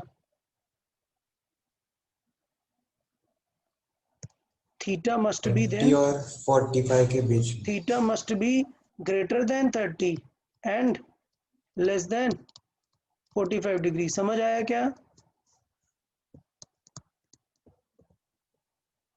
भाई? समझ आया क्वेश्चन? यस तो देखो कौन सा ऑप्शन हो सकता है क्या कोई? No sir. सर ओके, आपने एक फॉर्मूला बोला था mg cos theta is equal to mv square bar. नहीं वो तो ठीक है, बट इसमें क्वेश्चन देखना है ना हमें कि क्वेश्चन में सिचुएशन क्या है कि एंगल पूछा है, what is the angle made by the radius vector with the vertical at the instant it leaves the surface. ठीक है, तो इट लीव्स द सरफेस मतलब नॉर्मल रिएक्शन क्या होगा इस जगह पे? जीरो। नॉर्मल रिएक्शन होगा जीरो। तो इसका मतलब हम ये भी बोल सकते हैं, क्या सिचुएशन बोल सकते हैं कि अगर नॉर्मल रिएक्शन यहाँ पर जीरो है तो mg के कंपोनेंट को कौन बैलेंस करता है फिर? अगर ये mv स्क्वायर बार। हाँ, अगर ये वर्टिकल से एंगल है तो ये थीटा होगा ना, ये वर्टिकल से थीटा है तो ये भी थीटा होगा, तो mg के इस कंपोनेंट को बैलेंस करेगा कौन? mv²/r, क्योंकि नॉर्मल तो जीरो है। मतलब हम ये भी यूज कर सकते हैं mg cos theta is equal to mv²/r। Done. तो यहाँ से आ जा रहा है क्या cos theta? Yes Yes, sir. sir. 60 degree आता है यहाँ से। अच्छा, 60. 60 डिग्री यहाँ से आ जाता है। ठीक है, ठीक है, लेकिन एनर्जी कंजर्वेशन से क्यों नहीं आ रहा है वो हमें थोड़ा सा एक बार सोचना चाहिए। एक मिनट रुके, थोड़ा देख लेते हैं क्वेश्चन में क्या कुछ चेंजेस हैं क्या। A body of mass m is kept at the top of a smooth hemisphere radius 5. It is allowed to slide down the surface of the hemisphere. It leaves the hemisphere when its speed becomes 5. Okay okay, तो देखिए यार, अब समझ आया कि क्या changes हैं। हमें इनिशियली जो था, इनिशियल स्पीड के बारे में कुछ नहीं पता। पॉइंट समझ में आया? क्वेश्चन में कहीं पे ये नहीं बोला है, स्मूथ बोला हुआ है। स्मूथ बोला हुआ है, इसका मतलब ये है कि सिचुएशन है कि फ्रिक्शन वगैरह का कोई भी लॉस वगैरह नहीं हो रहा है, लेकिन हमें यहाँ पर क्या चीज़ मिसिंग है? हमें यहाँ की स्पीड हमने ऑटोमेटिकली रेस्ट से स्टार्ट कर लिया है। ऐसा कहीं क्वेश्चन में कहा है क्या कि it is starting from rest? No sir. नहीं कहा गया, नहीं। इसलिए हमें यहाँ पे फोर्स इक्वेशन बैलेंस करना चाहिए, एनर्जी नहीं, क्योंकि हमें यहाँ पर इनिशियल का कुछ भी पता नहीं है कि यहाँ पर इनिशियल क्या माइनस करेंगे, तो इसलिए हमें फिर फोर्स से ही बेटर रहेगा, फोर्स से ही हमारे आंसर्स आएंगे। क्लियर है यार, समझ आया हमने क्या मिस्टेक की? हमने एनर्जी कंजर्वेशन लगा दिया, बट हमने ये मान लिया कि वो कहाँ से स्टार्ट हो रहा है, रेस्ट से, बट ऐसा कहीं क्वेश्चन में कहा नहीं है कि वो रेस्ट से स्टार्ट हो रहा है, ठीक है? तो इसलिए फिर अगर रेस्ट नहीं पता हमें, तो फिर हम एनर्जी कंजर्वेशन तो लगा ही नहीं पाएंगे। ओके, चले नेक्स्ट, अप टू 240 बताएं। 240, 240, 236, 236, चले देखते हैं 236। So a stone 1 kg attached to the end of 1 meter long string will in a horizontal circle. It makes 30 degree with the vertical. The approximate centripetal force acting on the stone is. तो हमें पता है यार vertical circle, sorry vertical circle नहीं, horizontal circle है, but कैसे? It makes an angle 30 degree with the vertical, मतलब ये वाला सिनेरियो दिया है, कॉनिकल ये पेंडुलम 30 डिग्री कोनिकल एंगल वाला क्वेश्चन बन गया ये। तो अब बताओ कोनिकल एंगल में हमें सेंट्रीपिटल फोर्स चाहिए, तो समझ जाओ यार फॉर्मूला क्या रहेगा, mv² बाई r चाहिए, ठीक? हमें पता है क्या, स्मॉल r पता है क्या? नहीं, हमें क्या पता है, ये l कितना था, 1 मीटर, देन m पता है कितना है, 1 kg, और थीटा पता है, ओके? तो निकाल सकते हैं क्या, t cos थीटा। अच्छा, इसमें प्रीवियस नॉलेज यूज करते हैं हम। हमें पता है कि t cos थीटा बैलेंस कर रहा है mg को, और t sin थीटा बैलेंस कर रहा है mv² बाई r को। तो याद है भी हमने थोड़ी देर पहले निकाला था कि mv² बाई r को क्या लिख सकते हैं हम, t sin थीटा, और t को फर्स्ट इक्वेशन से रिप्लेस कर दें, तो t को क्या लिख सकते थे, mg by cos theta into sine theta, तो t क्या आ गया, mg tan थीटा। समझ आया क्या जी सबको? tan theta. हाँ, तो इस तरीके से इजी रहेगा mv² बाई r को निकालना, अदरवाइज v फाइंड करके पूरा सॉल्व करना फिर वो टफ हो जाएगा, बड़ा हो जाएगा, लेंदी हो जाएगा। डन?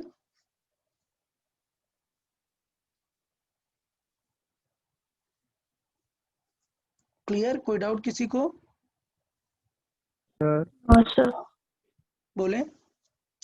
वो स्मॉल आर को हम एल साइन थीटा भी लिख सकते हैं ना? किसको? Small r. स्मॉल r को l sin थीटा, हाँ ये भी लिख सकते हैं, बट मेन तो आपको फिर v फाइंड करना पड़ेगा ना, यस सर। तो वो प्रॉब्लम है। हम चाहिए तो स्मॉल r को चेंज कर देंगे l के टर्म्स में, v भी निकालना पड़ेगा हमें, तो फिर ज़्यादा मेहनत हो जाएगी। उसकी जगह हमने ये कन्वर्जन प्रीवियस क्वेश्चन में किया था, वहां से हमें ये याद रखना है, यही तो सीखना होता है क्वेश्चंस में, कि इससे कर दिया, अब mg की वैल्यू निकाल लेंगे, m कितना है 1 kg, g है 10, tan 30 डिग्री, tan 30 डिग्री कितना हो जाएगा 1/√3, मतलब 10/√3 आंसर आ जाएगा। Okay, yes sir. डिवाइड कर देंगे √3 को लेके, तो वैल्यू आ जाएगी आपकी। नेक्स्ट 240 रीड कर लेते हैं। तो इसमें क्या सिचुएशन है देखें, a particle moving in a vertical, the tension in the string when passing through two positions at an angle 30-60 from the lowest position are T1 and T2। तो ये हमें पता है ना कि लोवेस्ट पोजीशन में क्या सिचुएशन होने वाला है। यहाँ पर सबसे ज्यादा टेंशन पूरे वर्टिकल सर्कल में कहाँ होती है, लोवेस्ट पॉइंट पे। लोवेस्ट पॉइंट पे। सबसे कम कहाँ होती है, highest point. Highest. Highest highest point. Point. तो इसका मतलब अगर वो वर्टिकल से यहाँ पर है और यहाँ पर है, 30 डिग्री और 60 डिग्री। तो बताओ किस केस में ये 60 डिग्री, तो पहले वाले को उसने बोला T1 और इसको बोला T2, किस केस में टेंशन ज़्यादा होगी? Of course T1. T1 is greater than T2। जैसे ही ऊपर जाते हैं टेंशन कम होती जाती है। As theta increases tension decreases. Clear? क्यों? क्योंकि यहाँ से देख सकते हैं, क्योंकि T जो होता है वो होता है mv² r माइनस क्या होता है mg cos थीटा। क्लियर? तो जैसे ही थीटा इंक्रीज होगा इसकी वैल्यू क्या होगी? अच्छा, v भी चेंज हो रहा है ना, हम इसको ऐसे नहीं लिख सकते। सिर्फ सिचुएशन क्या, v भी चेंज हो रहा है ना ऊपर जाने में। तो इस तरीके से सिर्फ mv² r से सिर्फ cos थीटा से कंपेयर करेंगे तो आपका गलत आंसर आ जाएगा। आप सिर्फ ये थ्योरी माइंड में रख सकते हैं कि बॉटम पे सबसे मैक्स और टॉप पे जाने पे सबसे मिनिमम होता है, तो ऊपर जाने पे धीरे धीरे कम होता है टेंशन। ओके,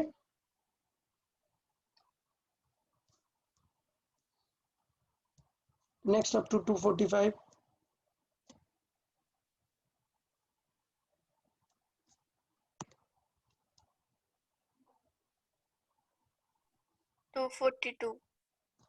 242 देख लेते हैं। 242 देख लेते हैं। चलिए रीड करें 242। A stone of mass tied L length moved in a vertical circle. Rate of revolution is this. The tension in the string when it is at the lowest point. तो देखो यार, मतलब हमें पता है कि लोवेस्ट पॉइंट पर क्या होगा, mg plus mv² by r. Done. और रेवोल्यूशन दिया है तो मैं mg प्लस m ओमेगा² r भी लिख सकता हूँ। क्लियर? अच्छा, ओमेगा हमें क्या दिया है, टाइम पीरियड के फॉर्मेट में दिया है, तो ओमेगा क्या हो जाता है 2 pi by time period. Clear?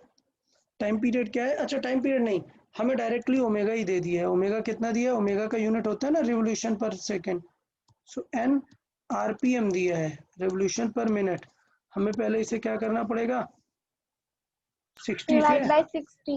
हाँ, सो एन बाई 60 ये हो जाएगा क्या, आरपीएस। बट हमें आर नहीं यूज करना, हमें रेडियन चाहिए होता है। सो 2 पाई से भी मल्टीप्लाई कर देंगे, सो 2 पाई एन बाई 60 ये हो जाएगा क्या, रेडियन पर सेकेंड। और इसको हम रख देंगे। डन? समझ आया सबको? इस ओमेगा को यहाँ पे रख देंगे, आंसर आ जाएगा। चले अब टू 250 बताएं। 246. 246, 49. 249, 50. 250। चले देखें 244 एक बार 244। चले 244 से देख लेते हैं। सो 244 देखें।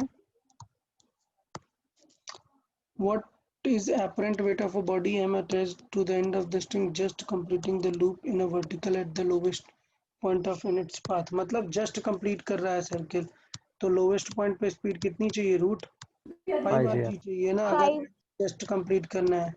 सो रूट RG, तो रूट 5 RG का मतलब आप समझ गए ना, एक तो उसका mg लग रहा होगा, और रूट 5 RG के वजह से, इसके वजह से अगर मैं mv² बाई आर निकालूं तो उसकी वैल्यू कितनी आ जाती है, 5 mg।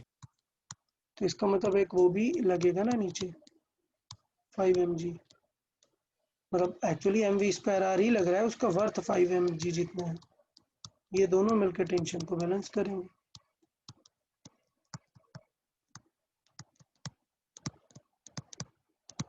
सिक्स mg जितना हो जाएगा।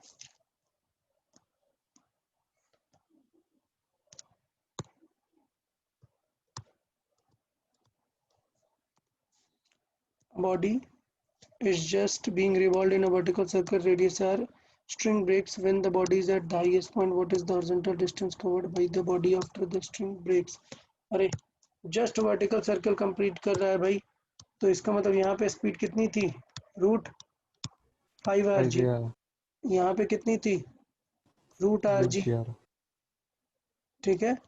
और ये बताओ यार, अगर स्ट्रिंग ब्रेक हो गई तो अभी सर्कुलर करेगा क्या? नहीं ना, स्ट्रिंग ब्रेक होगी प्रोजेक्टाइल तो ये क्या करेगा? प्रोजेक्टाइल करेगा। ठीक, तो इसका मतलब ये समझो कि क्वेश्चन ये बन गया कि किसी को आपने 2r हाइट से थ्रो किया with the speed of root rg। Clear? तो डिस्टेंस कितनी कवर करेगा? तो याद है ना रेंज कैसे निकालते हैं? u into time T. और टाइम कैसे निकालते हैं? वर्टिकल हाइट से, वर्टिकल से 2h बाई जी से। डन। सो अब शुरू कर देते हैं रखना। u कितना है? u है हमारा root r g into 2 into h कितना है? 2r अपॉन जी। सो जी तो कैंसिल आउट हो गया और 2 से 2 बाहर आया, r से r बाहर आया। आई गेस 2r आंसर आ जाएगा। ओके। Yes sir.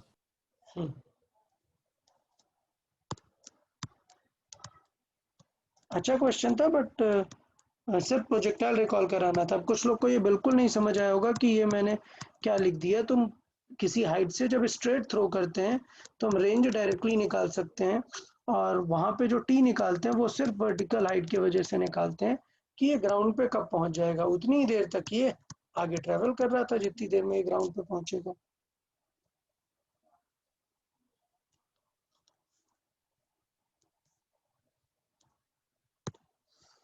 चलो 249 देख लेते हैं। A ball of mass this suspended by a string this long, keeping the string always tight. The ball describes a horizontal circle of 15. What is its angular speed? अरे तो ये तो conical वाला ही हो गया ना।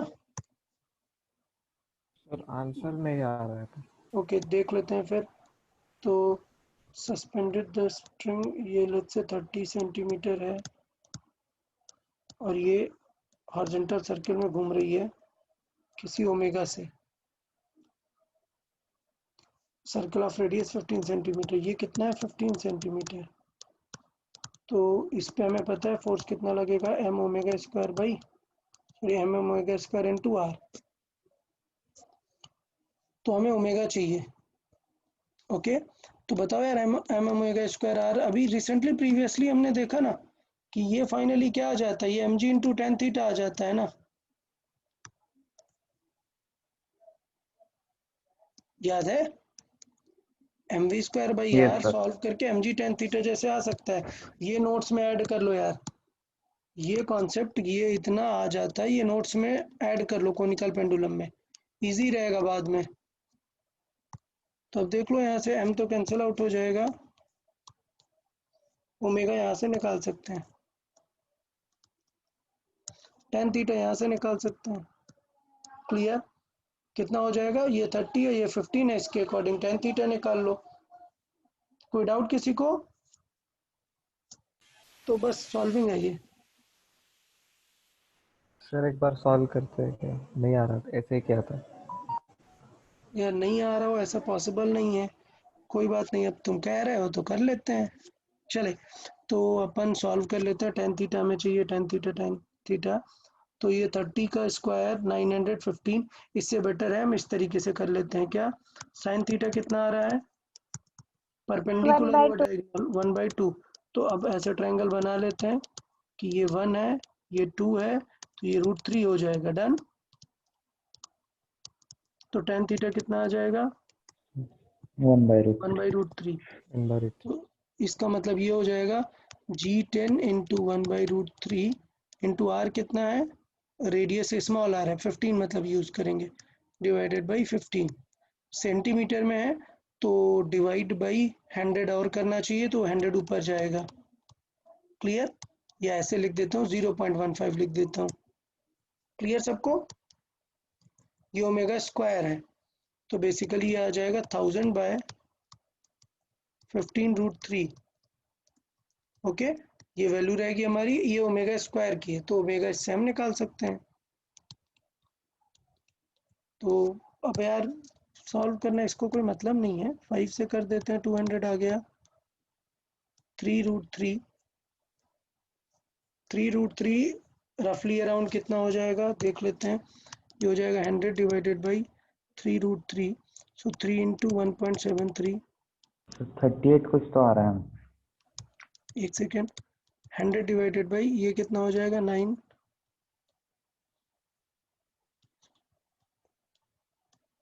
5 पॉइंट समथिंग आ रहा है, ठीक है डन। सो मैं इसे डिवाइड करूंगा तो नियरली लेस देन 20 आएगा ये देख रहे हो ना, मतलब ये बड़ा है ना 5 से, सो आंसर 20 टाइम्स नहीं जाएगा, 20 से कम आएगा, तो मतलब ओमेगा का आंसर क्या होगा, नियरली 4 पॉइंट समथिंग जाएगा, 16 से थोड़ा सा ज़्यादा, 4.8 के राउंड वाला आना चाहिए था। आंसर क्या दिए 6.14। 6.14, ओके ओके, हाँ तो इसका मतलब गलत है फिर, एक बार कैलकुलेटर से करके चेक कर लेना, but I guess 4 point something answer आना चाहिए। एक बार देख लें कुछ कैलकुलेशन गलत तो नहीं की हमने। जी रखा, tan थीटा रखा है, रेडियस रखी है, और जस्ट 5 सर से उधर डिवाइड 200 चाहिए ना, 200 चाहिए। Okay okay, sorry sorry, my mistake, हाँ हाँ हाँ, यहाँ पे 200 है, 200 ओके, 200 अब तो आएगा, मतलब हाँ ठीक है, सर आता है पहले सर। राउंड होगा, एग्जैक्ट डिवाइड करोगे तो आ रहा होगा, मतलब 6 के राउंड आएगा, और जी की वैल्यू हमने 10 ली है ना, 9.8 ले लो और कम हो जाएगी, क्योंकि आंसर 8 से 8 को तो क्रॉस नहीं करेगा गारंटीड, तो ये कर सकते हैं हम, ओके आएगा, चेक कर लो आप, एग्जैक्ट आ जाएगा। ठीक है sir. Hmm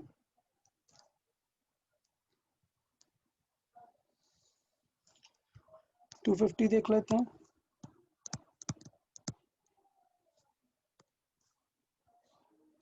So 250, a string length L fixed in M. The string makes this revolution omega with the vertical as shown in the figure. The tension in the string. यार बिल्कुल वही है, आज समझ सकते हो, टी पूछा है इस बार, तो इसके अकॉर्डिंग कर दो, समझ आया, ओमेगा गिवन है आपको रेवोल्यूशन पर सेकंड, आप उसे बस कन्वर्ट कर लो, तो ये तो क्वेश्चन है यार, डाउट तो होना ही नहीं चाहिए था।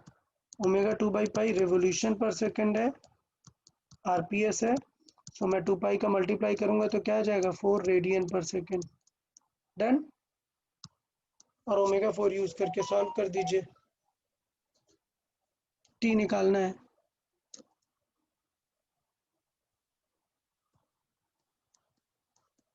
नेक्स्ट अप टू 255 बताएं। सर 253 का एक बार एंगल कैसा आएगा, सिर्फ उतना बताइए। 253, a hemispherical vessel are rotating about its axis symmetry with the vertical, a small ball kept rotates without slipping on the inner if the radius of the ball makes an angle theta with the vertical angle। अरे ये तो वही question है ना bowl वाला जो बताया, ये है बाउल और इसको हम ओमेगा से घुमा रहे हैं, तो इसका मतलब ये है कि इसके अंदर जो छोटा सा बॉल है वो ऐसा एक सर्कल करेगा ना, ये एंगल दिया हुआ है इसके रेडियस से,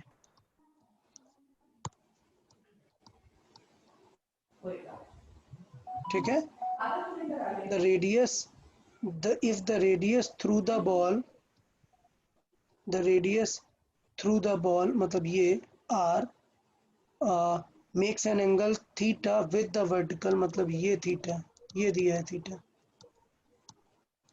समझ आया। हाँ सर। रेडियस जो, रेडियस बहुत सारी हो सकती है ना, ऐसे ऐसे, तो जो रेडियस बॉल से पास हो रही है वो वर्टिकल से थीटा एंगल बना रही है, सिंपल कॉनिकल पेंडुलम का। चले अप टू 260 बताएं। सर 258। 258, 258, सर 54 भी बताइए। 54 भी देख लेते हैं। 54, a motorcycle is going on a overbridge, the driver maintains constant speed, ascend over bridge, normal reaction। तो ये बताया ना यार कि किस टाइप का है वो ओवरब्रिज, तो मान लेते ओवरब्रिज मतलब ऐसा ही होगा, और अगर इसमें वो जा रहा है v स्पीड से, तो हमें पता है ना कि बाहर की तरफ क्या लगने लगेगा mv² बाई r, और नीचे की तरफ लगेगा mg, तो नॉर्मल रिएक्शन लगेगा ऊपर की तरफ। तो देखो ना, नॉर्मल पहले mg था बट mv²/r उसे कम कर देगा। क्लियर? Yes sir. 258 देख लेते हैं। A particle moving in a circle radius constant omega, the magnitude of its displacement varies as time. अच्छा, इसमें डिस्प्लेसमेंट पूछा है तो देख लेते हैं। पहले मान लेते हैं यहाँ पे है, ठीक है, ये v हुआ, ओमेगा से घूम रहा है। अब इसका डिस्प्लेसमेंट देखो थोड़ी देर बाद, लेट से थोड़ी देर बाद पहुंच गया यहाँ, तो डिस्प्लेसमेंट क्या हुआ, ये समझ आया डिस्प्लेसमेंट क्या हुआ? अरे भाई समझ आया सबको डिस्प्लेसमेंट? Yes sir. अब ये निकालेंगे Yes, कैसे? sir. थोड़ी मैथ लगा दो यार। अगर ये थीटा घूमा, थीटा एंगल घूमा, तो ये θ/2 हो जाएगा। ठीक, ये रेडियस है, और अगर ये पता चल गई आपको ये θ/2 है तो उसका डबल कर देंगे ना। तो मैं मान लेता हूँ कि ये कुछ है x, so x is equal to कितना आ जाएगा, मतलब x/r परपेंडिकुलर ओवर बेस क्या आ जाएगा, sin θ/2। डन? ये समझ आया सबको क्या कि मैंने ये ट्रायंगल पे अप्लाई कर दिया sin theta?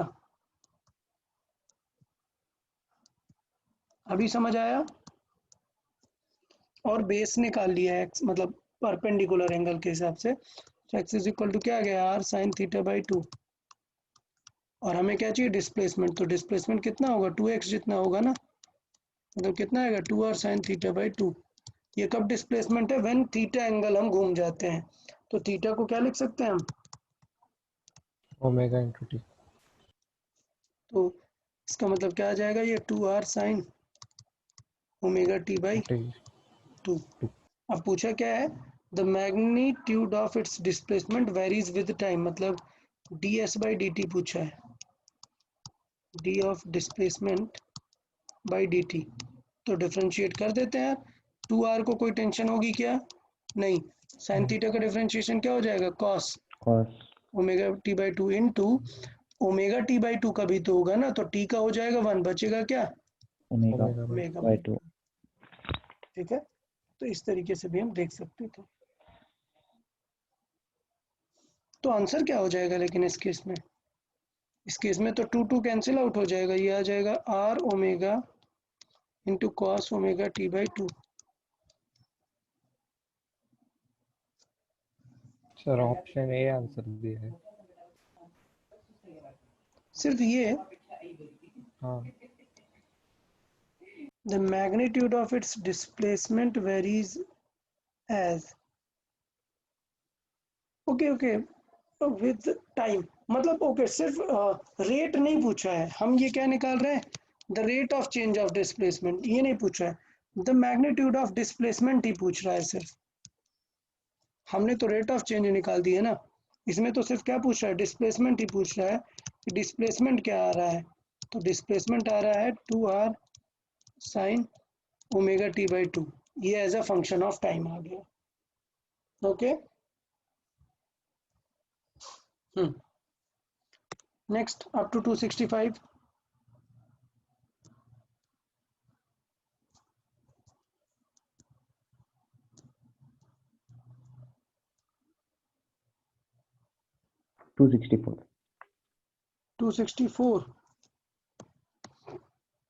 A ball 2 gram having charge this suspended this another identical ball at the same point of suspension. What is the approximate velocity at the highest point so that one revolution get just completed? Okay, तो यार इसमें थोड़ा सा क्या किया है उसने, electrostatic का लॉजिक यूज कर लिया है हमने यहाँ पर। तो चाहिए तो हम डायरेक्टली यूज कर सकते हैं कि यार जो इलेक्ट्रोस्टैटिक में फोर्स होता है, चार्जेस को मिलता है, वो सेंट्रीफ्यूगल के थ्रू मिलने वाला है। तो इसमें थोड़ा सा ये लॉजिक है, मतलब चाहिए तो अभी के लिए इग्नोर कर सकते हैं इसे, क्योंकि इसने फोर्सेस का कॉन्सेप्ट यूज कर लिया है ये वाला, कि चार्ज लेट से यहाँ पर है और यहाँ पर है, तो इस कंडीशन में अगर मैं देखूं तो जो फोर्स होता है, इलेक्ट्रोस्टैटिक फोर्स होता है, वो लिखा जाता है क्या, 1/4 pi epsilon naught Q1 Q2 by R square. Are square. ठीक, इस टाइप में हम इलेक्ट्रोस्टैटिक फोर्स लिख सकते हैं। डन।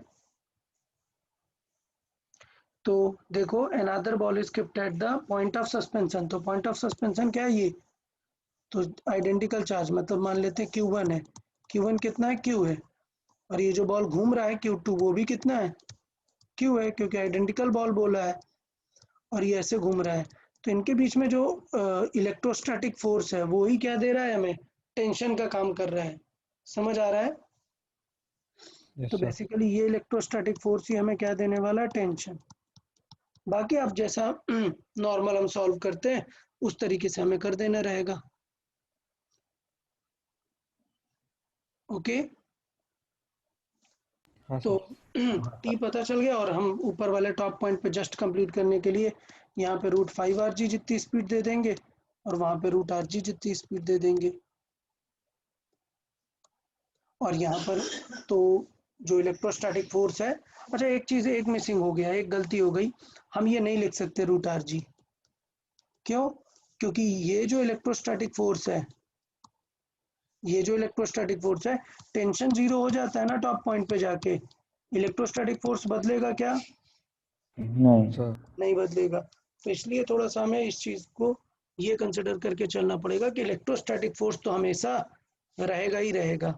तो अगर मैं टॉप पे देखूं तो देखो टॉप पे क्या आएगा, इलेक्ट्रोस्टैटिक फोर्स, दोनों सिमिलर चार्जेस है, रिपेल करेगा।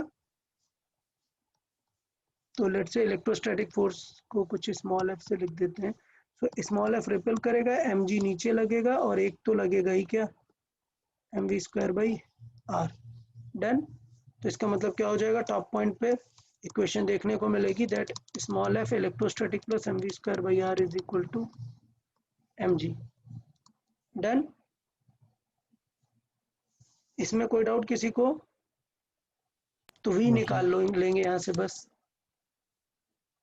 v की वैल्यू आ जाएगी mg minus mv²/r minus F. सबकी वैल्यू रख दो, सारा कुछ दिया हुआ है, सबकी वैल्यू रख दो, टॉप पॉइंट पर भी आ जाएगी कि मिनिमम हमें कितनी स्पीड चाहिए। डन। चले, तो यार इस तरीके से देख सकते हैं सर्कुलर मोशन कंप्लीट होता है। हमें नेक्स्ट चैप्टर हम laws of motion and forces वाला स्टार्ट करेंगे नेक्स्ट टॉपिक से। कुछ भी डाउट रहता है इधर तो आप व्हाट्सएप हमें कर सकते हैं। Okay okay then, bye bye everyone, sir. Bye sir. Bye bye. Thank you या सर।